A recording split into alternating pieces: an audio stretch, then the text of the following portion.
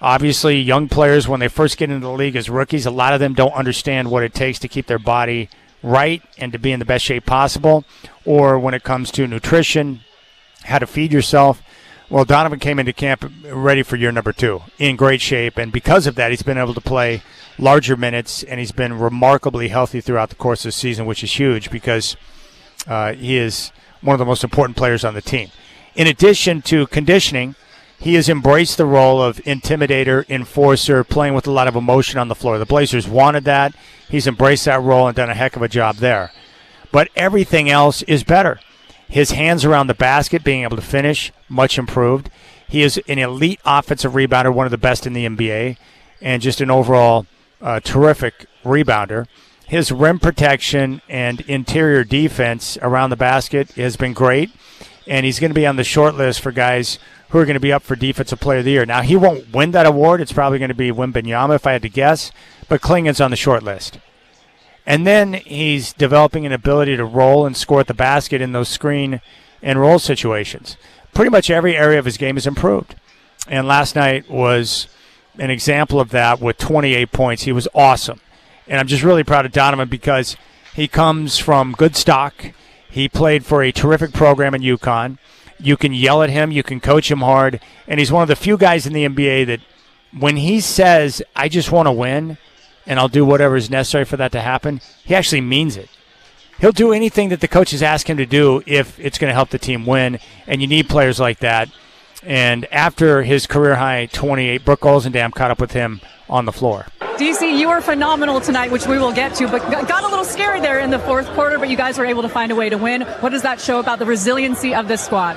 Just being able to play for 48 minutes. You know, we kind of took the foot off the gas for a little bit, but being able to go out there and finish the game is really important. Your first half, actually your whole game, but that first half in particular, you were definitely a monster on both ends of the floor. What was your approach to tonight's game early? Knowing that they're coming off a back-to-back, just going out there being aggressive, punch first, attack the glass, and really just do everything I can to help team win.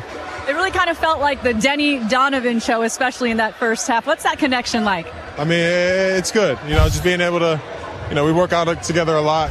Just being able to go out there and show everything we've worked on and really just dominate that first half, especially is important. Can you just take a second to really sit back and be proud of your performance tonight? Yeah, a little bit. Definitely happy. Career high. I think like 14 rebounds, but we got another game in 2 days. I mean, technically it was 13 rebounds, Donovan, but we'll let that one slide. The guy's great. He is the ultimate team player, and what a draft pick that was by the Blazers. The only thing that I can really nitpick on with Donovan is that he's not a great defender in space, but most guys at his size are not. So Donovan Klingen continues to produce 28 points, 13 rebounds, and Denny Avdia was just a bad boy. 32 points, 11 rebounds, 5 assists. You can tell that he's feeling better with the back. He was moving well, making good decisions, and the Blazers throughout the course of the game did a good job with their turnovers, which is a sight for sore eyes. Now, it wasn't perfect, and this team is not a perfect basketball team. They allowed the Pacers to go on a 19-5 run and cut their 17-point lead in the fourth down to just 3 with 2 minutes to go. Now, fortunately for the Blazers, they have veterans that they can lean on in those spots to come up with something big. Drew Holiday hit a 3 to push the lead back to 6, and then Avdia hit a pair of free throws to make sure the Blazers got the win. But it did get a little bit squirrely there in the fourth quarter with the Pacers. But, for the most part, they controlled the entire game and got the win, and you got to respect that. But Rob Williams is one of those guys who won't sugarcoat it, and he wasn't exactly thrilled with the way his team ended the game. Here's Rob Will in the locker room. Rob, when Indy got within 3 towards the end of this one, what were you guys saying to each other? What were you guys kind of talking about? Shit, what the are we doing? You know what I'm saying? We give up leads like that too much. We did the same thing with Brooklyn, so just tightening up, holding each other accountable. Your defense played a huge role down the stretch. Was that kind of your approach? Yeah, that's kind of what I feel like I bring to the team. Although I feel like my defense wasn't that good tonight. I could have been way better. Luckily, we came out with the W. But your rebounding was on point. You can at least say that. Yeah, for sure. A couple of big blocks for you in that fourth quarter as well, Rob. I mean, I know you were maybe not upset about not coming back, but you saved a couple possessions there late. Yeah, I actually thought he dunked on me that one, but You got to go for everything. Like we said, we just got to tighten up down the stretch, man. Me, hanging my hat on defense, I just got to be better, but continue to do the things I'm doing, just elevate it. You guys moved into ninth tonight with the win and with the Warriors losing. Is that something you guys are paying attention to at 12 games to go? Yeah, it's getting really close to the play-in, so for sure we're paying attention to it. But honestly, just trying to stay focused on ourselves, keep driving, keep putting wins together, and hopefully win a lot of these last 12. Do you teach Rob how to, or not to teach Donovan, I should say, how to put up numbers like that? Nah. He taught himself, man. He put in the work. You know what I'm saying? I'm proud of him. He's taking a major step this year. So we're just coaching to keep going. That's it. Why do you think it is that you guys keep, giving up these leads in these games? Just getting comfortable, man. When you see the score, that lead get big, it's hard to not relax until you get punched in the mouth again. So we're just trying to shake that mentality because, when we do get to the play-in, we can't have those moments, So. I love Rob. He's like, what the F are we doing out there? So Rob Will continues to play well, but the Blazers got the job done, and now they move on. And, I've said this once. I'm going to say it probably another 20 times between now and the end of the regular season. But for me, I'm not concerned about the positioning in where they end up for the play-in tournament. I don't care about that. What matters to me the most is just this team putting themselves in a position to play their best basketball at the end of the year. And that means focusing on the details, the margins, offensive rebounding, second chance points, turnovers, staying connected on defense, making sure that they start games with the proper purpose and energy. If they do those things, they're going to put themselves in a position to be able to compete with the Clippers, the Warriors, or the Suns in the play-in tournament. But if they don't handle the margins, it doesn't matter what seed they end up because they're not going to advance. So that's where I'm at on that. All right, we'll come back. Justin Ballenger, the sportsbook manager at Spirit Mountain Casino, is going to join me coming up at 4:20, and we'll do a deep dive on the tournament action, the lines, the totals, everything. And we'll take a strong look at some of the games coming up later on tonight and tomorrow in Friday's action. Sorry, I needed a sip of coffee there. I almost choked out on my nutrition bar. There are certain things that I know I should not eat during the show, but the problem is my stomach gets the best of me sometimes. So I risked it, and I almost choked out right there. So Justin Ballenger at 4:20. But from the road trip, Casey Holdahl, Trailblazers insider reporter, is going to join us next. We're going to take on Donovan Clingan coming off that career night with 28 points, a career high, 13 rebounds. He was out there kicking some ass. I love Donovan Clingan. We'll talk about with Casey Holdahl coming up next on the Rip City Drive live from Spirit Mountain Casino, your place to bet on college sports inside of the BetMGM Sportsbook.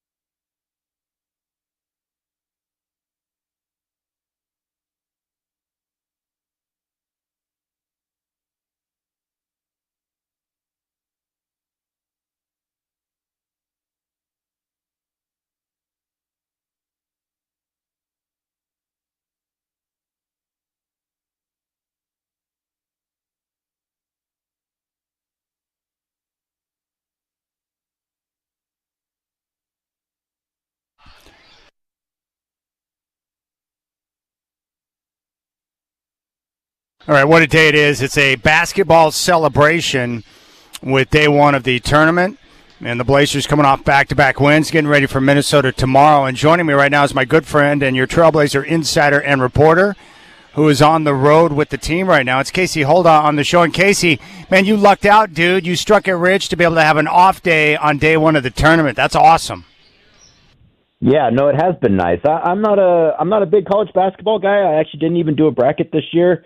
But I have been enjoying watching the games here, particularly the ones that are taking place at Moda Center. That High Point University, which completely sounds like a fake name for a fake college, getting the upset, pretty cool there. That stat with that guy hadn't hit a 2-pointer all season, like. That's college basketball for you, man. You got guys who are literally only out there shooting threes, getting a big upset win versus Wisconsin. So yeah, no, it's been fun, Chad, and it's a nice way to spend an off day here in Minneapolis. Got out. It's very nice weather here in Minneapolis. It's a little chilly, but sunny out. I've actually seen a bunch of players kind of walking around, soaking it up a little bit as well. So yeah, nice little break here in the schedule to watch some college basketball and prepare for the next 2 games on this road trip, which will likely be the most difficult of the 2 games on this road trip. I can guarantee that. And you're right about High Point. Like, if you came up to me, Casey, and said you graduated from High Point University, I would assume instantly that you got scammed by some type of online university, some quasi-school. Yeah, no, it definitely is. And, like, I support all education wherever you go, where you feel like you are gaining knowledge. That's a good thing. Hopefully you're not being taken advantage of financially, but I do not want to disparage anyone's collegiate experience.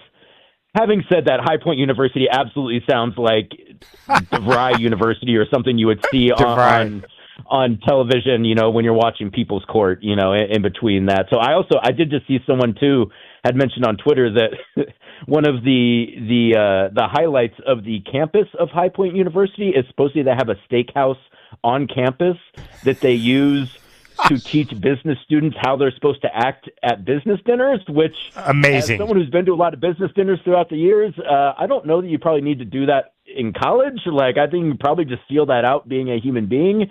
You just don't drink too much and don't always order the most expensive thing on the menu. Sometimes order the most expensive thing on the menu, but don't do it every time because that's a bad look. Yeah, I agree. Casey Holdahl is with us here. I want to play this clip from Rob in the locker room last night. Rob Will. The Blazers controlled most of the game last night against the Pacers until that, final 5 minutes of the fourth quarter where they went on a 19-5 run, and a 17-point lead quickly became a 3-point lead for the Blazers. Take a listen to Rob giving a very clear thought process on what he was thinking in that fourth quarter. Rob, when Indy got within 3 towards the end of this one, what were you guys saying to each other? What were you guys kind of talking about? Shit, what the f- are we doing? No, I love it, man. He's so real and honest in all situations. He really is, man. And I was really glad that he said that too, because, that's what those of us who are watching the game are thinking. I thought as well, is what is going on here, guys? Like, are we really going to lose this game with, again, like, it's a Pacer team that had lost like 15 or 16 straight, and that's a little dangerous too. Like, I do want to state for the record that when a team has lost that many games, they're going to win a game eventually, and that's about the time frame where they kind of start to be like, all right, guys, let's get this one here. So, like, just because they've lost all those games in a row doesn't make you feel necessarily good about it going into that game. But when you play as well as the Blazers did for the first 3 quarters, really dominate the action, particularly in that second quarter, to give yourself I think a 19-point lead or an 18-point lead going into the half. And then you hold that throughout the fourth quarter or third quarter and most of the fourth quarter. And then when they put in their deep bench G League 2-way guys, they all of a sudden go on a run because you start turning the ball over. Guys start playing like they're just maybe trying to get a few extra shots because maybe they didn't score a whole lot in that game.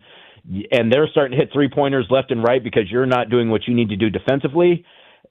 Rob is exactly right. What in the what are we doing is the exact way that you should respond to that. And especially, too, with the way that happened also in Brooklyn, it's like, hey, guys, like if that happens once every now and then, that's the NBA. Like, and guys will always say that. The NBA is a game of runs. Teams come back. a big lead, particularly a big lead early, like that's nice, but you can't necessarily rely on that lasting. And that's not to say that you're even playing bad. It's like another team, particularly if they're shooting poorly, their percentages are going to come back to them, and at some point in time, you're going to find yourself in a game again. But that is not the case versus that Pacers team, and it was definitely not the case in that fourth quarter. And when it happens twice in 2 games, that's when you really need to sit down and get real with yourself about what is going on with your team. And I thought, too, I was really happy. So, we usually send in someone to shoot photos and video after wins in the locker room. And we did that, last night in Indiana. And I would tell people to go back and watch that video because at the end of it, or towards the end of it, Tiago has some pretty pointed comments. And it was really kind of the same stuff that he said in the post-game media session, which is that we can't keep doing this. Like, we have to be better than this. There's so much talent in the NBA. If we let our guards down, we are going to let teams back in, and then we're going to eventually end up losing these games that we shouldn't they shouldn't even be close right now, let alone a game where we're having to maybe put guys back in when we didn't want to. And I give credit to Tiago for not putting Donovan Clingan back into that game, because he's like, you know what? If you guys are going to lose this game, you guys are going to lose it. I'm not putting Donovan back in there, because he's already had a great game. It looked like he took a little bit of a knock at one point in time. But I'm not. You guys need to figure this out. Like, if you guys can't beat these G League players with the guys you have on the floor right now, then what are we out here doing anyways? So I'm going to let it ride. And if you guys are going to go down, you guys are going to be the ones that are going to have to face that. So I appreciated the way that they played that out. Go back and listen to Tiago's comments, because I think if people wonder, like, what are they talking about after a game like that, I think that gives you a good window into what those discussions are. And they're not like, hey, we won a game, that's great. It was more, hey, we shouldn't put ourselves in this situation multiple times. So I thought that, I'm glad they got the win. Hopefully they can get some things figured out. And hopefully, those kind of things maybe put a little bit of scare into them, so the next time it happens, they maybe don't allow it to happen as badly. But, I mean, yeah, you're exactly right, Chad. When it got down to 3, I was like, man, they're not really going to lose this game, are they? And if they do, I don't know what to say at that point in time. Like, that's one of those things where it's like, whatever happens after that, if you lost a game like that, it's what happens. Like, you can't even argue with it, because it's like that. Those are kind of things where it would be completely unacceptable had they lost that game. Luckily, they were able to get it squared away. All right, we're talking to Casey Holdahl, Trailblazers insider and reporter. Let's talk about Donovan Clingan. I was thinking about this today because I'm blown away, and maybe we should start talking about the Clingan pick in the draft a couple of years ago, much in the way we look at the acquisition of Tamani Kamara or the trade for Denny Abdi, because Clingan's been amazing. But Casey, I was thinking about every aspect of his game, whether it be the improved three-point shooting, his conditioning, which has allowed him to play larger minutes. This role he's taken on of being kind of an inspirational intimidator, enforcer on the floor. He's done that well. He's got better hands around the basket. He's an elite offensive rebounder. His rim protection has been terrific. He's now developing an ability, and Coach Splitter talked with you about this the other night, of being able to roll in those screen and roll situations and be able to score. Like, every aspect of his game is better from year 1 to year 2. I haven't seen that kind of development too often in players in year 2 playing the center position in the NBA. It's pretty remarkable. What are you seeing? It really is, and a couple of things. I want to toot my own horn a little bit here, particularly since the NCAA tournament is on. I remember Donovan's freshman year at UConn. I was in the media room. We had a game that night, and I just looked up and was watching the TV just for a half second, and UConn was playing. And I remember watching Donovan and thinking, like, is that guy coming out in the draft this year? Because, like, he's pretty good. Like, he's definitely got, like, the bones of a talented player. And he didn't come out that year. He obviously goes back to UConn for another year, wins another championship, and then comes out and the Blazers select him with the 7th pick. And, like, the thing about guys like Donovan that I feel like if you're a front office and you're picking, you're kind of trying to go decide what you're going to do in a draft. And a guy like Donovan Clingan, when he's got the size, he had success at the college level as a young player too, and he's got the right mentality. Like, you only have to sit down with Donovan for probably 3 or 4 minutes to understand that this guy loves basketball, but more than that, he loves to compete and he hates losing. And this is going to be a guy who is going to put in the work in order to get better. And every young player has to put in that work to get better.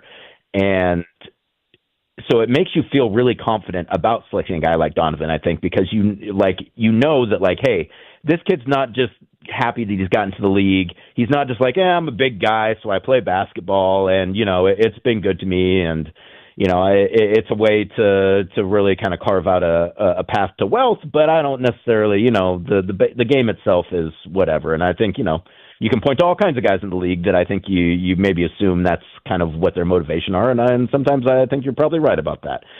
So to have a guy in Donovan who is going to put in the work, has the measurables, and also has the skill set that you need in the modern NBA, and the fact that he's been able to develop himself into a three-point shooter. And we talked about, Sean Hykins on this trip, a couple of guys who cover the team in Indianapolis were there last night. We were kind of talking about Donovan's development, and the fact that he's even just a passable three-point shooter. He's shooting 33% from three this year. That's just enough of what you need in order to have a center who can play both kind of the back to the basket, short roll kind of stuff, which is what is really going to be Donovan's bread and butter, but also the ability to step out a little bit and make teams defend you out there, which you need to do. Also being able to run some stuff out of the high post in terms of creating for other guys. It's really come together for Donovan. And I would agree with you too, Chad, that for him to be in his second season as a 21-year-old, he's already, I think, ahead of where I thought he was going to be at this point, and I was really bullish on Donovan anyways. But, I mean, he's been able to get his body right. He's been able to stay healthy. His skill set is expanding, and the next step for him is, when he's able to really kind of get that rhythm and timing down in terms of knowing how to roll and how to make himself available for his guards and for Denny, those are things that are really going to expand his game. And, that's why I asked him last night. I was like, do you consider yourself a scorer? Because I think, you look at Donovan, you look at his game, and I don't think anyone's like, oh yeah, of course that guy's a scorer. But I mean, he has the ability to score in bunches. And I think as he continues to develop his offensive game, I think he's more and more considering himself someone who can be, if not a primary option offensively, at least a very good second or third option on a team. And, I think that Donovan wanted to say, yes, I am a scorer, but I think his humbleness wouldn't let him. But, he's really kind of molding himself into a guy who can play both sides of the ball, and he's already a really good defender as it is. So, I think that you feel really good about picking Donovan in that draft, and particularly when you look at some of the other guys in that draft. And, they might come around at some point in time, but I think you feel very confident that you got one of the best two or three players in that draft, and he's only going to continue to get better, particularly if he's able to stay healthy and he's able to, have some consistency with the guards that he's working with as well. Because, obviously this season there's been guys in and out of the lineup. So if he's able to really get that kind of center guard chemistry that you really need, and that we've seen at times, guys like, I'm thinking of like Dame and Nurk, like when they really had it going and like they really like understood each other's games, like they were really tough to beat. And I think that Donovan has that capability and then some. So I really think that it's Donovan is showing himself to be a very good pick and someone who I think is really going to be a cornerstone for this team going forward for a while. Well, I really appreciate your thoughts on that. I've got one more question. Everything broke right for the Blazers last night in terms of positioning in the Western Conference plan, where they're a half game in front of the Warriors now, who appear to be dead. So Portland's in 9th, and they're a half game behind the Clippers, who are in 8th. Now, the 7-8 playing game has an advantage because you get basically double elimination for an opportunity to make the playoffs. But I have been saying now for the last couple of weeks that based on what I've seen from the Blazers, I'm not too concerned about where they finish, whether it be 8th, 9th, or 10th, Casey. I just want to see them with this newfound continuity with the lineup to just be in a position where they're playing the best basketball in the final week of the regular season leading into the play-in. So how do you look at the final 12 games? Are you worried about positioning, or what's your main focus on as they are nearing the play-in? Yeah, I'm with you there, Chad. I'm not especially concerned about positioning outside of I would like for them to at least be able to get one home game. So if you're in 9th, you host the game versus the 10, And that'd be if awesome. You're 7 or 8, you're likely to get a home game because if you lose the 7-8, then you are the team that hosts the winner of the 9-10. So outside of hopefully getting one game at Moda Center, I agree with you, Chad. I'm not especially concerned about it. I would just like, as you mentioned, for them to be playing their best basketball at the end of the season. And, I did think it was interesting that, I asked Tiago before the game versus the Pacers about the rotation and if he had kind of settled in on that yet. And he was pretty honest. He was like, no, I haven't. He's like, we're still trying to figure out kind of who's going to be in those lineups as we go into these last 12 games of the season. And I think the reason he's thinking that is because he's still trying to find that right combination. And, sometimes it looks like they've got it, and then sometimes it looks like they don't. So, it's still, for this team, even at this stage in the season, is something they're still trying to figure out, like, what is the best group of guys that we have, because we want to put ourselves in a position where we could potentially get to the postseason. And, I filled in for Travis just a little bit last night. He wasn't feeling his best, so I did the pregame coaches interview for him, and I was talking to Pooh Jeter for it. And he talked about, them really trying to treat every game like a playoff game right now because they want to see if they can get a chance to improve their lot in terms of getting into the playoffs. And for them to do that, the 7-8, you only have to win one game. The 9-10, you got to win 2 games. So, again, I'm not as concerned about that. I would just like to see them get a home game. So I think it does matter more that they're playing better than if they're necessarily winning. Because you're right, Chad. They're not. They basically can't fall further than 10th. And so to kind of extrapolate out your question, if you were to ask me what would I prefer if the Blazers end up in 10th, but in the last 2 games of the season you feel like they've really figured it out and they're playing their best basketball, or would you rather them get into 8th, but they're still kind of up and down and they've won some games because the other team was injured or really shot poorly or something that maybe the Blazers didn't have a whole lot of influence on? I would probably go with playing their best basketball and being in 10th rather than, playing kind of so-so basketball and being in 8th. So I do think it's more about how you're playing and less about what the positioning is, because you're exactly right, Chad. There's really no chance that they're going to fall out of that play-in.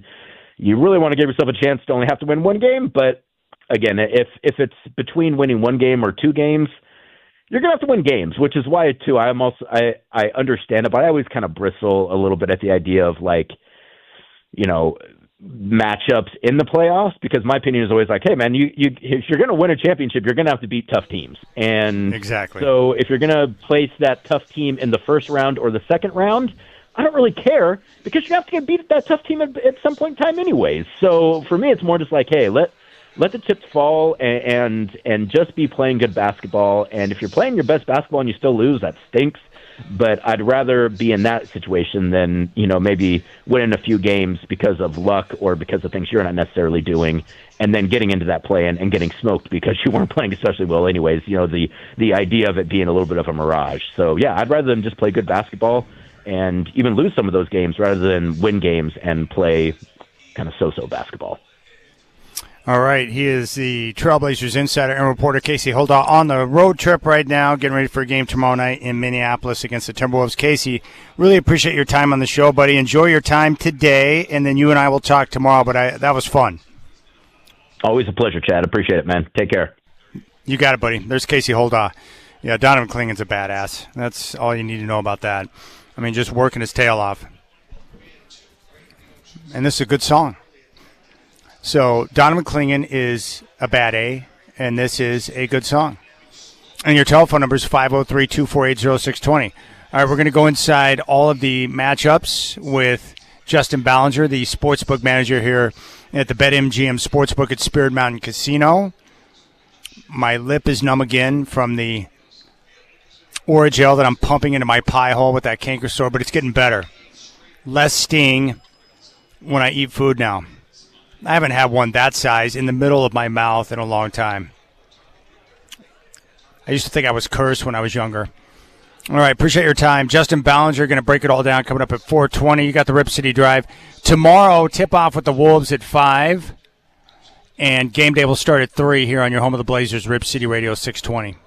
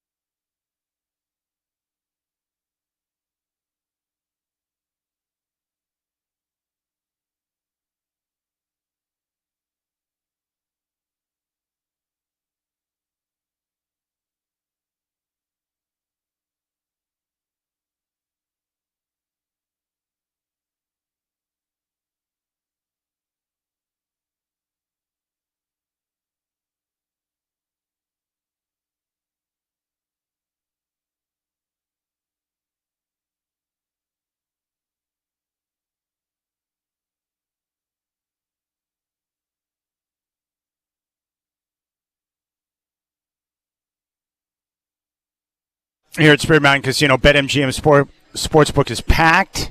Packed! All right, what's up, my friends? 503-248-0620. 503-248-0620 is your telephone number.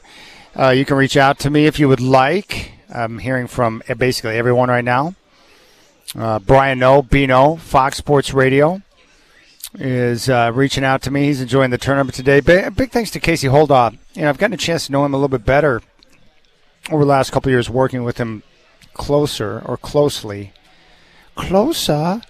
working with him closely through the Trailblazers, and I enjoy his perspective. But it must be nice, you get these occasional off days on the road, and it just happens to coincide with the start of the NCAA tournament. I've said this before, I'm like everyone else. I'm a sports junkie, so I love the tournament. It's awesome, but I loved it more when I was younger, and I think it just comes down to the connection with the teams based on the players. And for me, and I'm not complaining, I love the game now, and there's a lot of good players, and the games today have been fabulous. But the way it was different for me when I grew up is I watched a lot of college basketball, just like I did basically every other sport. But what I loved about college back then is that before you had the kids doing the one-and-dones where they play for a year and head on to the NBA or whatever the case may be, or now you have a lot of player movement with the portal. And I support player movement and the portal and the guys' opportunity to make cash. I'm down with all of that. But what I enjoyed the most about college basketball in my time was that the players typically went to school and played basketball there for 3 or 4 years. And so with that, you had these stretches of 3 to 4 year periods where you knew the players that were going to be on each team year in and year out. And so what that created was rivalries, rematches, and players that you loved or hated that you could watch over the course of their entire college career. I loved that. That was fun. And so when I was younger, UNLV, who was dominant with the familiar names, Larry Johnson, Stacey Augmon, the list goes on and on, right? Greg Anthony, Anderson Hunt. They had the same guys that played there for multiple years. Same thing with Duke. Certainly Duke is Duke, and they're on TV more than Leave It to Beaver reruns. Duke had, Hurley and Christian Laettner, Grant Hill, Brian Davis. They had all those guys. And so you knew year in and year out who was going to be on the team. And it also produced those rematches that we had in the championship games or in the Final Four with UNLV and Duke, and that was awesome. My Oklahoma Sooners had, the same guys for a stretch there with Harvey Grant, Stacey King, Mookie Blaylock, who went on to become a terrific NBA player, and I enjoyed that. So you had all these different guys who played at these different schools. Georgetown had a lot of guys, the same dudes at Syracuse. I hated Syracuse and wanted to root against them, but I enjoyed that. And that's the difference I had. I had the connection, the personal connection to the players that I was following. And I think the other difference, too, is that back then I had a lot more free time on my hands. I wasted a lot of time watching sports when I was younger. And now that you're older, it's I watch a lot of sports still to this day, but not as much as I did when I was younger because I got other things going on. With work, sometimes the show's running right into the middle of events. Being a dad and trying to pick and choose, the different times and everything. So there you have it.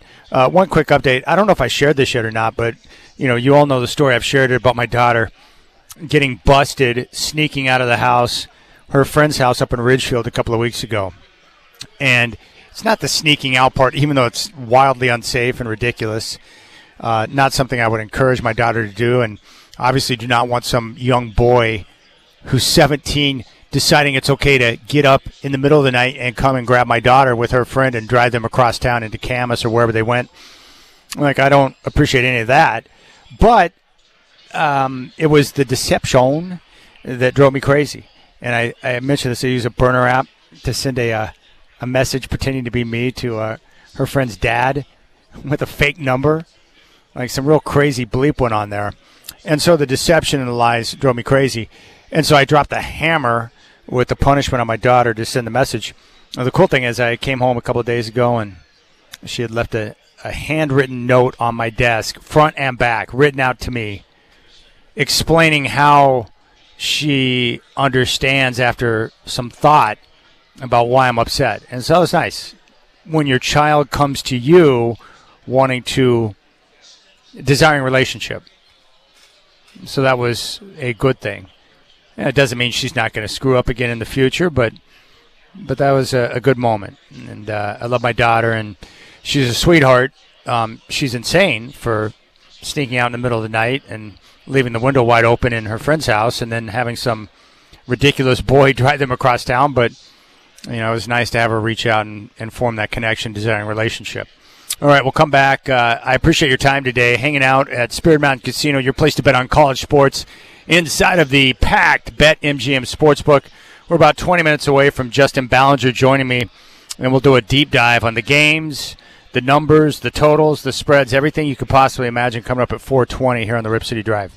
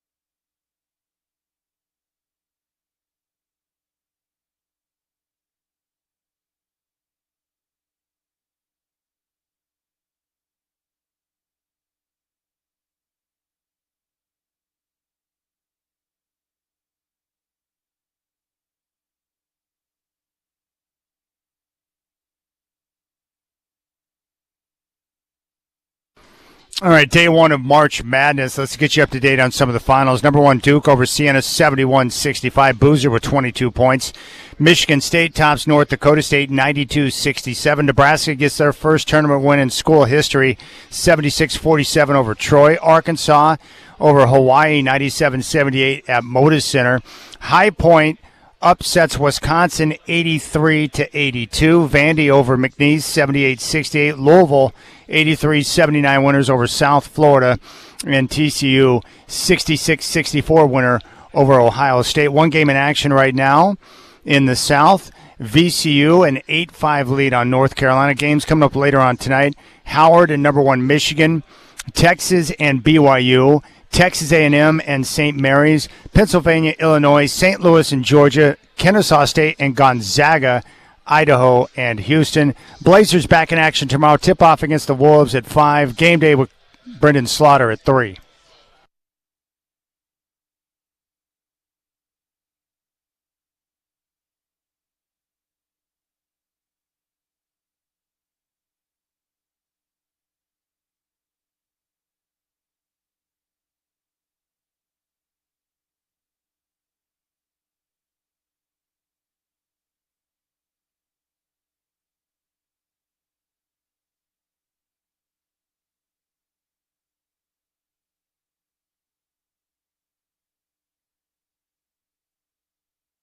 All right, Justin Ballenger, sportsbook manager here at Spirit Mountain Casino, is going to break down the action for us coming up here in about 18 minutes. We'll go inside the matchups for the games that are coming up later on this evening, and then we'll get into some of Friday's action, and we'll find out where the money is moving and what's going on and some of the best bets for you here on the Rip City Drive. Love talking with Justin, and this is your place to be, Spirit Mountain Casino, over the next few days into the weekend. And Sunday, the first 4 days of the tournament are freaking money. You know it, and I know it. And right now the sports book is packed, and people are taking the action. It's awesome. And we still have a number of games coming up on the schedule later on today. Right now, VCU and North Carolina, the only game that's ongoing. VCU early, 14 minutes to play first half on top of Carolina, 10-9. Just after 4. Here in about 10 minutes, it's going to be Howard and Michigan from the Midwest at 4:25 on TBS. Out of the West region, the 11-6 matchup with Texas and BYU. Cougars favored by 2.5 at 4:35 on True TV. From the South, the 10-7, Texas A&M taking on St. Mary's. Right now, St. Mary's a 2.5-point favorite at 6:25 on TNT. The 14 seed in the South, Pennsylvania taking on the 3 seed Illinois. The Illini are a 25.5-point favorite at 6:45 on CBS. From the Midwest, St. Louis, the 9 seed, taking on the 8 seed Georgia. The Bulldogs a 2.5-point favorite on TBS at 7. Kennesaw State and Gonzaga, the 14-3 matchup. The Zags a 20.5-point favorite, and at 7:10 on True TV, it will be the 2 seed Houston taking on the 15 seed Idaho from the Big Sky. And the Cougars right now 24.5. And I would say Houston, one of those teams that has a legitimate chance to go and win a championship. Kelvin Sampson's a heck of a coach, but the way they defend, and they're so physical, and you just can't properly prepare for a game against the Cougars in the way they play. And we've had some great finishes. Siena and Duke was a terrific game. High Point upsetting Wisconsin. And the first game that tipped off today, TCU and Ohio State, came down to the wire. And the Horned Frogs get a 66-64 victory there. So you got to love it. And we got another full slate of games coming up tomorrow. But, you know, if you're not heading to Vegas, Spirit Mountain Casino is your place to be. They've got the Lodge, which is beautiful. The Sportsbook, which is nice because they got the big open seating with the cushy chairs. They've got 10 Barrel Brewing right next door and the Stadium Bar, so you can have your cold beverages. You can have something to eat. You can hang out and enjoy yourself. It's beautiful. You got to love basketball. It's epic. Now, the Trailblazers got the win last night, and everything else on the NBA slate broke their way, where they get the win over the Pacers. They held on in the fourth quarter, got the win by 8. And then the Warriors, who are basically done, like they're D-U-N, done. They're awful right now. They lost to the Celtics, and the Clippers fell to the Pelicans. So now Portland has moved up to 9th in the Western Conference standings. And they're only a half game behind the Clippers, who are in 8th. So Portland's in a good spot right now. with 2 games remaining on the 5-game road trip. But if you get to that 7-8 matchup, it gives you 2 chances to get into the postseason compared to 1 if you're the 9th or 10th team. So we'll keep an eye on that. The other cool thing is if Portland remains in the 9th spot, they get to host a play-in game at Moda Center, which would be pretty awesome. So either way you look at it, the Blazers are going to be a part of the postseason. The question is, how involved will they be? Will they get through the play-in and make the playoffs in the Western Conference? Will they get to host a play-in game? You know, the most important thing to me right now is just that the team, you know, with this continuity they have with the health, that they just find a way to play their best basketball. And I thought last night they were able to showcase that with the play of Donovan Clingan. A career-high 28 points. He pulled down 13 rebounds and just continues to develop. And I'm happy for him because he's a character guy, a hard worker who just wants to win and will do whatever is asked of him to be able to make sure that gets done. And after the game, his career high, Brooke Olzendam talked to him. DC, you were phenomenal tonight, which we will get to, but got a little scary there in the fourth quarter, but you guys were able to find a way to win. What does that show about the resiliency of this squad? Just being able to play a full 48 minutes. You know, we kind of took the foot off the gas for a little bit, but being able to go out there and finish the game is really important. Your first half, actually your whole game, but that first half in particular, you were definitely a monster on both ends of the floor. What was your approach to tonight's game early? Knowing that they're coming off a back-to-back, just going out there being aggressive, you know, punch first, attack the glass, and really just do everything I can to help team win. It really kind of felt like the Denny Donovan show, especially in that first half. What's that connection like? I mean, it's good. You know, just being able to, you know, we work out together a lot. Just being able to go out there and show everything we've worked on and really just dominate that first half, especially is important. Can you just take a second to really sit back and be proud of your performance tonight? Yeah, a little bit. Definitely happy. You know, career high. I think like 14 rebounds, but, you know, we got another game in 2 days. All right, 28 points, 13 rebounds. What impresses me most about Donovan is just that every aspect of his game this year, from year 1 to year 2, has improved. His hands around the basket, his offensive rebounding, his rim protection, his ability to score in the screen and roll situations, his three-point shooting. He's taken on and embraced the role of being kind of an intimidator. Like every aspect of his game has gotten better. And the only knock I can say is that he doesn't defend in space real well, but no one at his size does. So he'll get better at that as well. I'm just impressed with his overall development, and he's one of the few guys in the NBA that says when he says he'll do whatever it takes to win, he actually means it, which is great. Now, Denny Avdia was awesome. 32 points, 11 rebounds. You know, he had the assists, I think 5 or 6 assists. Just the playmaking, his aggressiveness in attacking the painted area. He's awesome. Love Denny Avdia, and after the game, Travis Demers caught up with him. Denny, congratulations on the win. You know, for the first 3.5 quarters of this game, you guys were in control. They came back. How were you guys able to hold off that run and make the plays down the stretch you needed to get the victory? Man, I don't know if we did. I don't know if we did. You know, I'll take responsibility. I was a little sloppy with the ball. But, you know, at the end of the day, we were focused enough to get the win. Yeah. You know, those teams aren't easy. They're scrappy. They're fighting. They're just hard to play sometimes. And, yeah, we did a good job today. I mean, 3.5 quarters, like you said. But the other half was a little – we started a little bit, but we were able to finish the job. Yeah. Donovan was terrific tonight, career-high points, another double-double. Yep. Not just him, but the offensive rebounding of this game, 34 second-chance points. Just how important was that, not just to having the lead, but to being able to control the game the way that you did? First of all, shout-out to Donovan for a career high. He had a great game, really helped us on the boards. And, yeah, the second-chance points is part of our identity. We're trying to crash. We're trying to do it every offense to get extra possessions. It's really important in today's NBA, especially for our team. And I think we did a good job doing that.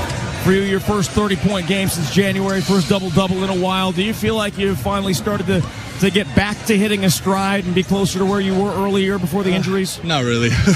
I'm still finding my way, man. It's, you know, like the fatigue kicks out a little bit. Yeah. But, you know, I'm trying to stay with it. I'm trying to make the right plays, trying to make the right passes. I'm still a little sloppy with the ball, and I got to be better with that. And, yeah, that's about it. But I'm getting there. Slowly but surely. Well, we appreciate everything you do, man. Congratulations on the win. We'll see you on the plane. Thank you. See you on the plane. There you go. Denny Avdia. Love him. And Donovan Clingan. You know, I was just talking with someone the other day about, you know, of the core, like which guys are you 100% certain are locked in, part of the future core of this team. Donovan Klingen, check. Denny Avdia, check. I would throw Tamani Kamara into that mix, check. And then you can debate Scoot and Shaden. Oh, one note that I heard about Tamani Kamara, which is pretty amazing. I think Tom Habistro passed this along to me yesterday. And this is really a sign of times in the NBA with, player availability. Tamani Kamara is one of 5 players in the NBA this year to have started and played in every single game.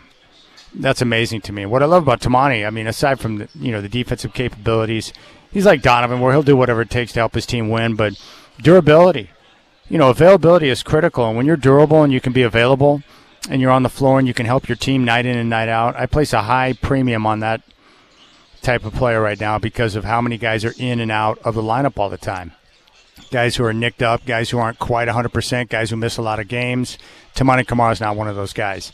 And what makes that more impressive is he leads the league in miles traveled on defense. So not only is Tamani available and has been available in every game, but the guy works his tail off. And he's picking up the other team's best offensive player on most nights. So he's moving around more than anyone else. He's working harder because of the player he has to defend. And he's, he plays a physical brand of basketball. I like that. All right, we'll come back. Justin Ballenger, who is the sportsbook manager here at Spirit Mountain Casino, your place to bet on college sports. We'll talk day one of the tourney. We'll take a look at the matchups coming up a little bit later, look at some of the numbers. We'll get you some best bets. I appreciate your time. Hope you're enjoying your Thursday out there. Inside of the BetMGM Sportsbook at Spirit Mountain Casino, you got to get down here and join me and join the crowd down here. Your best place to watch the games, to hang out. And not only that, but you can stay a couple of nights in the lodge and chill and watch ball and have a good time. Justin Ballenger is coming up next, and we'll take a look at the action here in your home of the Blazers, Rip City Radio 620.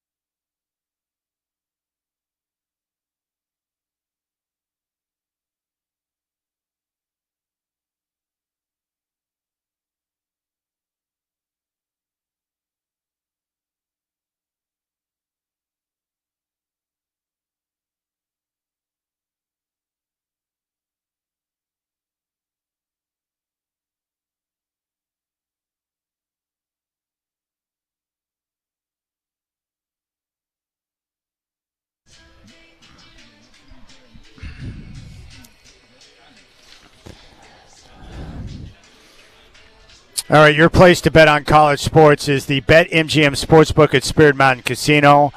And it's been great because all day the sportsbook has been packed and people are taking in all of the college basketball action. And we got a little bit of a reprieve right now before the rest of the afternoon games kick off. Right now, North Carolina's got a 6-point lead on VCU, 24-18 with 7:43 to play in the first half. And joining me right now is my good buddy, and I look forward to this conversation every time I'm down here, Justin Ballenger, the manager of the sportsbook here at Spirit Mountain Casino. Justin, it's great to see you, buddy. Happy basketball day, baby. Happy basketball day. March Madness is finally upon us. Oh, I was going to ask you this. I was wondering about this with the NIL and the way that we're seeing player movement now, and some of the rich are getting richer.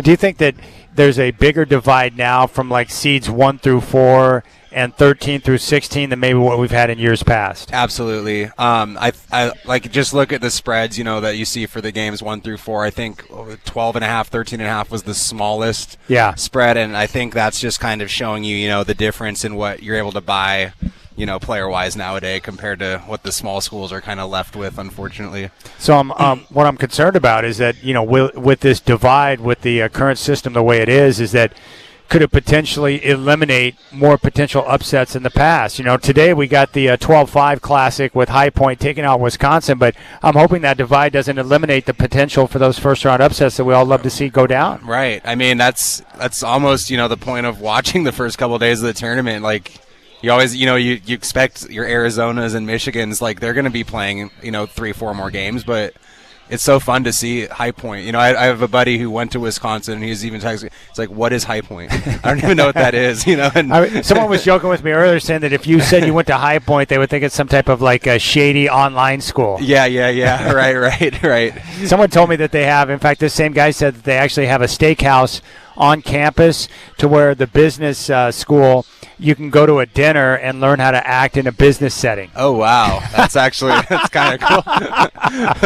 Well, there you go. Every school has their I guess thing, so. I guess. So how do people, this is different than like a Super Bowl where the tournament, you have so many different options, but do people usually go with the future bets on who's going to win the tournament? How do people like to play the games? So it's a little different. It's almost everyone, everyone has like 3 to 4 bets on every single game. Yeah. We see, we have these races. They're called first team to 15 points. So it seems like people come up, they grab the first to 15. They'll grab a first half on the game, and then they'll grab the full game.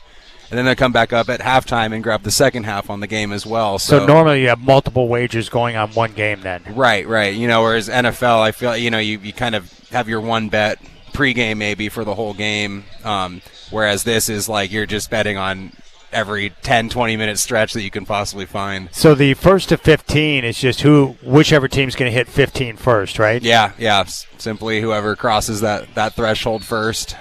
I don't know who hit it actually in this VCU North Carolina game, but it's been pretty fun. There's a few this morning, where it's 14-13 and every time the ball goes up, so. Well, so you look at the teams that are most likely to win the tournament, obviously you're one of those guys who watches a lot of college basketball. Do you see this being a chalk type tournament in terms of who the eventual champion is going to be? Yes and no. I do think that the champion is going to be one of the top 3-4 teams here, but I think there are plenty of like 3, 4, 5, 6 seeds that have the potential to at least go as far as the Final Four. Oh, interesting. Mm-hmm. I going into the tournament, I thought Duke and Arizona were the two best teams I had seen, but after watching Duke today, they've been kind of banged up. I thought that was an unimpressive performance against Siena, but Arizona's been dominant throughout the course of the year, so I wouldn't be surprised to see the Cats go on a run here. Yeah, I wouldn't either. My only hesitation was how freshman reliant they are, but the freshmen, at the NIL, they're so good now. We've seen it before, like Duke in 2015, so it's not necessarily the biggest red flag, but I think Arizona absolutely can go on a run. All right, you're from Gonzaga. You went to school there, so you're a big Zags fan. They take on Kennesaw State tonight. They're a 21.5-point favorite. Kennesaw State's out of the state of Georgia. What do you think about the Zags and where they sit as a 3 seed? How do you like their chances here in the tournament? It's weird. It's kind of a weird year going into it for them. They lost Braden Huff, who was on pace to be a potential All-American 2 months ago. and they kind of targeted his return around this time, and it's been a lot of unknowns surrounding it. I've heard rumors that if they were to make the second weekend, he could potentially play in a limited role. I am worried about them a little bit because of that. What's also really different about this Gonzaga team is their defense is actually better than their offense, and that's not something we ever say for Gonzaga. It's just it's weird that they're that reliant on defense, and it's also a good thing because, you know, when I watch the tournament, I tend to think defense does win the games. Absolutely. You know, so it's weird. I'm really not sure of how to gauge Gonzaga at all. You know, I'm just going to kind of watch as a fan and really hope. Well, you mentioned defense. Like, that's why I look at Houston when I was going through the bracket. Like, I think the Cougars have a great shot to get to the Final Four because their rebounding and defense is going to carry them in games where, you know, you're going to have games where you don't hit the three or you're struggling on offense, but they can keep in games because of their rebounding and defense, and they work their asses off. Right. And that's the longer you can stay in a game, you know, the more chance you have to win it. So it's a good thing. I just, like I said, I hope the offense for Gonzaga isn't as quiet as it has been at certain times lately, but we'll see. All right, so with some of the games coming up later on tonight, are you noticing any line movement or matchups that are interesting to you? Like I noticed this morning before the Ohio State-TCU game tipped off that there was money movement towards the Horned Frogs. They ended up getting the win, but are you seeing anything out there this evening that looks interesting to you? You know, not too much in terms of the line movement. You know, we do have a couple big games that we have. Let me see here.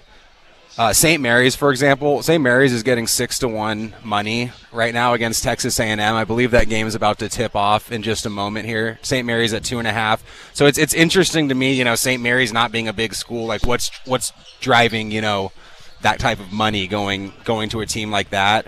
The other kind of lopsided one we have later tonight is BYU as well. BYU is about 4-1 in terms of money against Texas.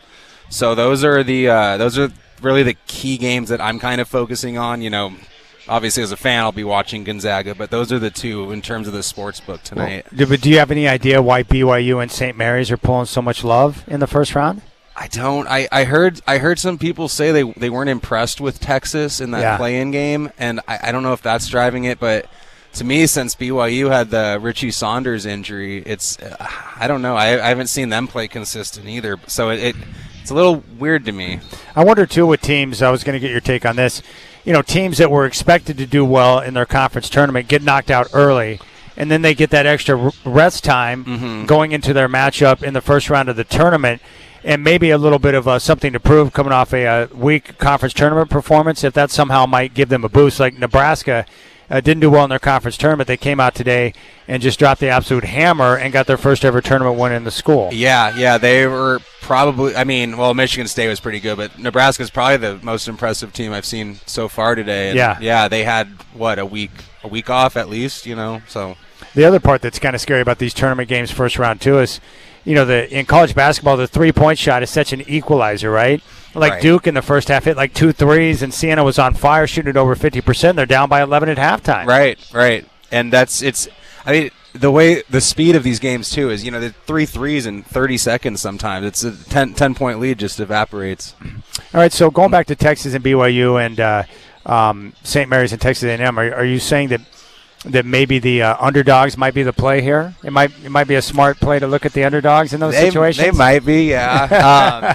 I do tend to focus on that a little more come football. You know, not as much in the other sports, but there's definitely something to it in my opinion. So, yeah, I don't know. Also, I do have to point, as a Gonzaga fan, I am fully not on the St. Mary's side here. I would love to see Texas A&M take them out. Yes, but because you pay attention to that conference, how good is St. Mary's? You've had a chance to see them throughout the year. Yeah, and if you've never watched them, they are like the slowest team. They are defensive, they rebound, and they just slow the game down. They do not let you get out and run. So they limit your possessions, which means every possession is going to be incredibly valuable. Exactly, yeah. And for teams that aren't used to playing slow, they start to press, right? Right, so a game like that, actually an 8-point lead feels more like a 15-point lead, you know. So they're going to try and slow it down. All right. So Justin says keep an eye on Texas and BYU, and also St. Mary's and Texas A&M, because the favorites in those two spots, BYU and St. Mary's, getting interesting love here in round number 1. What about tomorrow's matchups on Friday? Is there anything that's jumping out at you for Friday's action?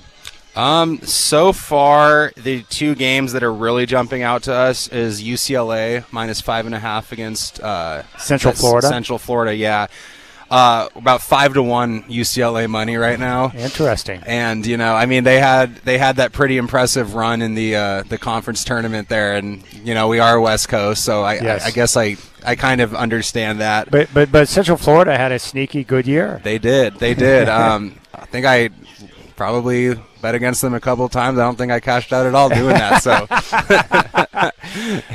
all right. So Central Florida and UCLA. So a lot of money coming in on the Bruins. What else is jumping out at you on Friday? The other one that we have not taken a bet on Northern Iowa yet. What? We have only taken St. John's bets up to this point, which is very shocked to see. So complete lopsided there. Everyone's on St. John's. Not one single Northern Iowa bet. Not a single. There's a couple thrown in with parlays, but there's not a single straight bet on them. Interesting. So when you see something like that where you haven't taken a single bet on Northern Iowa, do you check with other casinos around the country or people to see what type of money's coming in or how that game's being played at other casinos? Yeah, and also just how it's moving. Yeah. The line with that, is it something that just we're all just lopsided? Is it something we're specifically not doing here that is we could be is doing? St. John's lopsided around the country? They're pretty lopsided, yeah. But I mean, I have seen some people elsewhere around the country make some good points for Northern Iowa, so it's not like they don't have any backing, but it's just like when I saw what we had here at Spirit Mountain, it was very alarming, the split. How many people come in to play totals? I'd say more so for the NCAA tournament, but you're getting a lot of those totals thrown in those parlays like I was talking. Like it's a lot of first half, like a spread with the first half total. Yeah. Then they'll do same for the second half where you're going to get a spread and a total kind of parlayed. So actually, you don't see as many straight bets, I would say, on totals, but they get thrown into parlays very frequently. We're talking to Justin Ballenger, sportsbook manager here at the BetMGM Sportsbook at Spirit Mountain Casino. So you guys offer so many different bets. So for people who are going to come down later tonight or throughout the weekend, what are some other bets that people enjoy that you might recommend checking out? Would it be like, the team totals for certain teams that are playing? Is it the first to 15? Is it something else? What are some other things that people might find interesting? Like I said, the first to 15 just seems like the most fun, and it gives you something to root for right as soon as the game starts. And it's going to happen quick. Right, 10 minutes max type thing. So that one's really been a lot of fun. We also we have all our live wagering as well for the game. So so you can do in-game wagering on the kiosk. In-game wagering, and in my opinion, like the Duke game, for example, you have big favorites that go down 10, 15 points sometimes, and there's value there. Especially if you get Duke down by 11 at halftime. Right. You'd lay 4 or 5 for the whole game at that point, type of things like that, or big underdog going down a lot early, getting 40 and a half. Do you do the in-game wagering at the counter or just on the kiosk? They're on the kiosks with the Coyote Club card. Okay, good, yeah. And that's a good thing to bring up because I had a couple people ask me last week, if you're coming down, it's easy to get a Coyote Club card. You can do so at the Coyote Club desk if you don't have one. You have to have a Coyote Club card to bet on the kiosk machine. Use the kiosks. We do have the second half wagering available during halftime at the counter, though, as well. Okay, that's great. One thing I was going to ask, too, that came up, I was thinking about this the other day. If you place a wager using your Coyote Club card and lose your betting slip, are you screwed completely, or if it's on record with your number, can you still get paid out? If you use a Coyote Club card, we'll definitely get you paid out. Even without one, there are ways where we can possibly, it's not maybe 100% guarantee, but 98%. Okay. That's good, because I had someone ask me that the other day. What if I lose my betting slip? I'm like, well, don't lose your betting slip, all right? Yeah. Come on now, keep your tickets. Don't do that. All right, so we got those 4 games. Is there anything else on tomorrow's card outside of the 2 that you mentioned with St. John's and UCLA that have? What else is interesting you with what's going on with the tournament? It's hard to say. I'm so swamped right now from working all day. It's hard to look forward to tomorrow. I actually, I don't have personally any specific games that I'm excited for. I know we talked a little bit before we went on. I personally have so many futures, so I'm kind of really excited for like the Sweet 16 and Elite 8 is where I'm kind of looking ahead for. So who do you think is going to win the tournament? Arizona, or is it somebody else? Like who? Like of your futures, who would you think would have the best opportunity to win the tourney? I am split between Michigan and Arizona. Yeah, Michigan's really good. Yeah, Michigan. I mean, with just like the toughness, and they have the experience that Arizona might not necessarily have. But as you mentioned, I mean, Arizona, and half of Arizona's games this year have been ranked games that they've kind of blown the other ranked team out. So it's tough, but we'll see. What are the key numbers? You and I talk about this in football all the time, Justin. What are the key numbers that you look at in basketball? So if there's a line change and it crosses number, what are the key numbers for a basketball game? That one's a lot tougher. I tell people, like, especially when it comes to totals, there aren't any. There's not a key number for a total in basketball. And so I guess here's when you buy like 2 points on a total in football, you're able to go from, let's say, like 44 down to 42. Yeah. Which is, you're moving the line by like 6-7% there. But in basketball, when you have these totals of 160, 170, and you're buying 2 points, that's only moving the needle maybe 1%. Yeah. So I just don't personally think the key numbers are as necessarily that important. So you're saying that buying points in basketball may not be the wisest of choice for your money? I don't personally like to do it. I'll look at it if it's like a 2.5, a 3.5. If I can maybe just get that half point off, I'll look at it just because of the way free throw shooting comes down at the end of the game. But in college basketball, the free throw shooting at the end is everything. Yeah, it really is. The three, and then does the other team let the team with 3 seconds left chuck up a three as well? And so. I don't know. It's so many variables, and I just don't think over time, if you're spending 20, 30, 40 cents to buy those points, that it's going to pay off in the long run. The other question I have for you is that with games being played in Portland, are you finding more betting interest in the games that are going to be at Moda Center, or is it the same? It's been pretty much the same. I will say, though, I've had a lot more conversations with people about just like the Wisconsin, the Arkansas, the BYU, and the Gonzaga game. It feels like the people inside the casino are more in tune and want to talk about the local game happening, I guess, rather than all the other ones. But hasn't really garnished like more betting interest because of that. All right, great. The BetMGM Sportsbook here at Spirit Mountain Casino.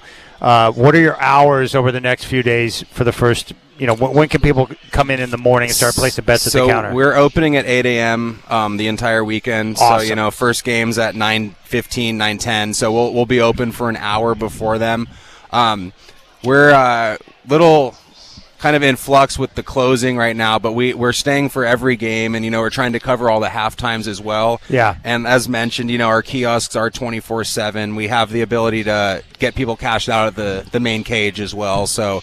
We're trying to stay open as late as we can, but we're definitely going to be open by 8 a.m. every morning. That's terrific. And the kiosk, as you mentioned, 24/7. What's the biggest bet you've taken so far for the tournament? Actually, probably futures. We took a decent one on Arizona. All right. So, and they're kind of turned, like I said, they're turned into like our second biggest liability. But. And when you say decent, or is it more than 10,000?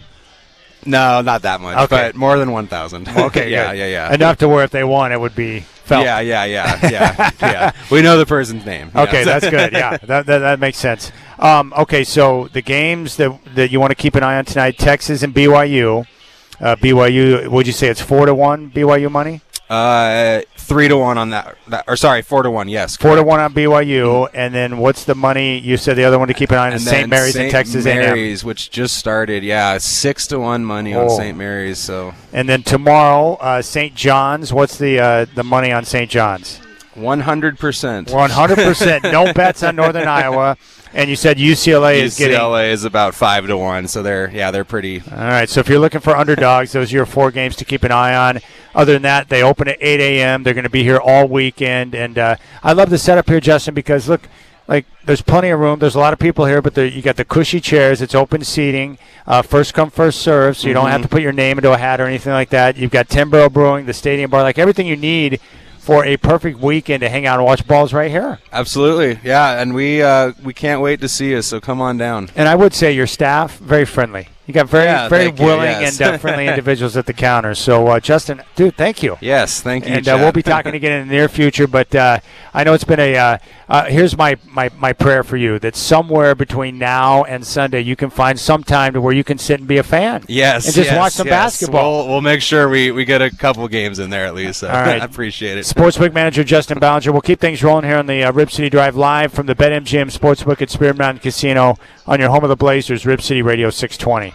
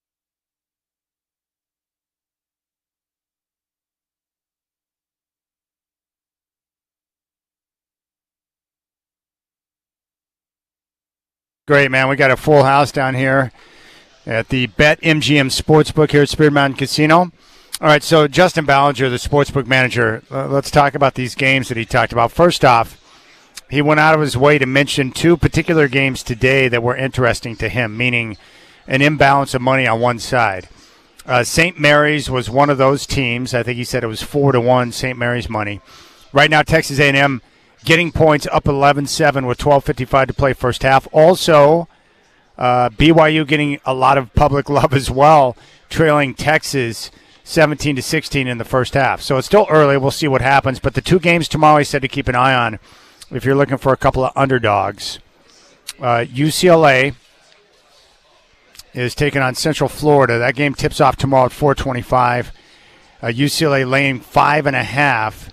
But an inordinate number of money coming in on the Bruins. The other one he said to keep an eye on was St. John's.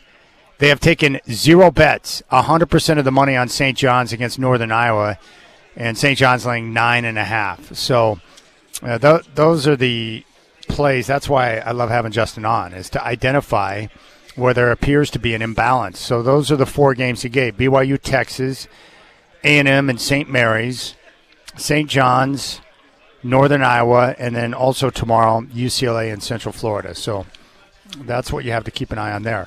Now, coming up here in about 10 minutes, we're going to kick it over to Kraken Hockey. Seattle is in Nashville. They're going to take on the Predators. So we're going to have the drop of the puck coming up here at 5 o'clock for you. And then tomorrow, no Rip City Drive because the Blazers are on their road trip. They'll be in Minneapolis to take on the Timberwolves. Tip-off at 5, game day with Brendan Slaughter at 3 o'clock, and then I'll have the network pregame show at 4, and that's all coming up tomorrow right here on your home of the Blazers, Rip City Radio 620. And then Sunday, a very weird tip time in Denver, and I got to look at this again just to make sure it's correct. 2 o'clock tip time on the West Coast, so 2 p.m. tip time in Denver against the Nuggets on Sunday, and that means Blazers game day will start at noon on Sunday, and I'll have the network pregame show at 1 o'clock. Blazers and Nuggets. And, of course, Denver, one of the most difficult places for the Blazers to pick up a win. But the Blazers right now 2-1 on the current 5-game road trip, and tomorrow they get a chance to take on the Timberwolves, who are not going to have the services of their main guy, Anthony Edwards. So it's an opportunity for Portland maybe to scratch out a win in a place that's been very tough for them to play of late. Checking the NBA scoreboard, Hornets in front of the Magic, 49-37. Pistons on top of the Wizards, 42-26. When I read that story, Cade Cunningham, a collapsed lung. Oh my gosh! Like that's just, there's certain things like when you hear it, you're like, that's very painful. Also very annoying too. The Lakers won last night. Back-to-back wins in Houston over the Rockets. They get the tiebreak now in the Rockets.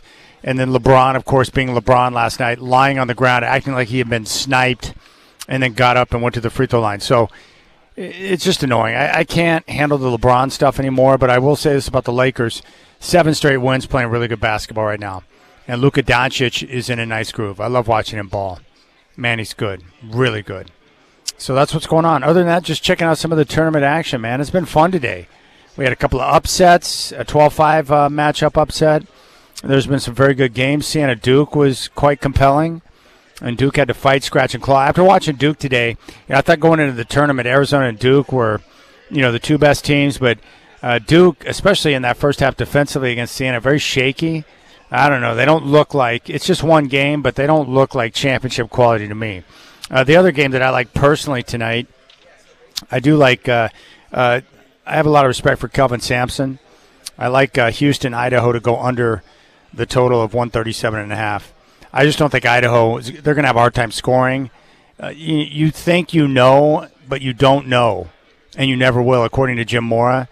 Like, if you haven't played Houston and you don't understand how they attack and how physical they are and the way they defend and rebound and get after it, then you see that for the first time, it's going to mess you up. So I feel bad for Idaho that they're going to have to face Houston tonight. I can't think of a more brutal matchup in your first tournament game than taking on the Houston Cougars and the way they play with Kelvin Sampson. But I think that's one of those teams outside of the top 4 seeds. Houston as a 2, legit chance to get to the Final Four and do some damage. They just They play so hard, and they play with an intensity level that most teams can't match. 503-248-0620 is your telephone number if you want to jump on board. Also, I need to do this right now, actually, and I forgot to do it, so I need to do it right now. We have a pair of tickets. And, Brendan, can you do this? Can we do a giveaway right now? Are you prepared for this? I don't want to put you under the gun, but can you take a phone caller? All right, so let's do this right now. I got a pair of tickets for the Nets game. So we'll take caller 10 right now. 503-248-0620 is your telephone number. If you'd like a pair of tickets, courtesy of your Portland Trailblazers and me for the Nets and Blazers, call now. Caller 10, 503-248-0620. 503-248-0620. Brendan will get your information and get you set up. 503-248-0620 is your telephone number. Fire away with your phone calls right now. You get a pair of tickets for the Blazers and Nets. 503-248-0620, caller number 10. You guys have a great night. I appreciate your time. Big thanks to Justin Ballenger, Casey Holdahl, Brendan Slaughter. Tomorrow, game day, will start at 3 with Brendan Slaughter. And then tip-off with the Timberwolves at 5 o'clock here on your home of the Blazers, Rip City Radio 620. Caller 10 right now, 503-248-0620, gets a pair of tickets for the Blazers and Nets coming up on Monday.